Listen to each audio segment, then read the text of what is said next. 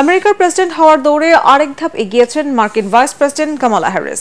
এক মাসে তার নির্বাচনী প্রচার তহবিলে রেকর্ড $54 কোটি দিয়েছেন সমর্থকরা। এখন ভোটের মাঠ চষে বেড়াচ্ছেন তিনি। আরো জানাচ্ছেন কেরামতুল্লাহ বিপ্লব। জয়ের আগেই মোটামুটি বিজয় উৎসব শুরু হয়ে গেছে কমলা হ্যারিসের নির্বাচনী প্রচার শিবিরে। কর্মীরা আছেন খোশ মেজাজে, তাদের সাথে নিয়ে সাঁত সাঁত রবে ছুটছেন ডেমোক্র্যাট দলের প্রেসিডেন্ট এই প্রার্থী, যাকে যুক্তরাষ্ট্রের প্রথম নারী প্রেসিডেন্ট হিসেবে আশা করছেন সমর্থকরা।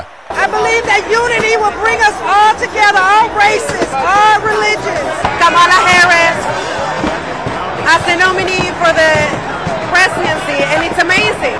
A serious candidate for president and a black woman at that, it probably would bring her so much joy. নির্বাচনী প্রচারের জন্য এক মাসে $54 কোটিরও বেশি পেয়েছেন হ্যারিস।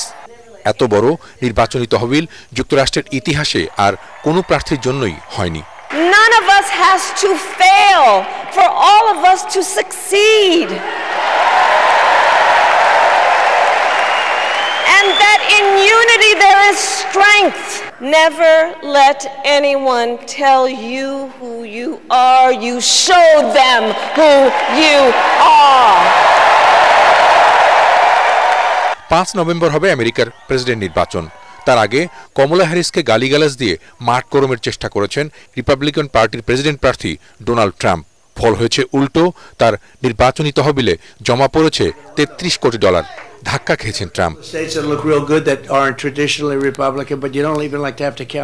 রানিং মেট টিম ওলাজের জনপ্রিয়তা শক্ত প্রচার অভিযানই কমলাকে অনেক দূর এগিয়ে দিয়েছে বলে মনে করছেন মার্কিন ভোটাররা। জনমত জরিপেও ট্রাম্পের চেয়ে 7 পয়েন্টে এগিয়ে আছেন কমলা হ্যারিস। নির্বাচনী প্রচারণায় এমন সব এলাকায় তিনি যাচ্ছেন যেখানে এর আগে আর কোনো প্রেসিডেন্ট প্রার্থী যাননি। কেরামতুল্লাহ বিপ্লব, ATN বাংলা।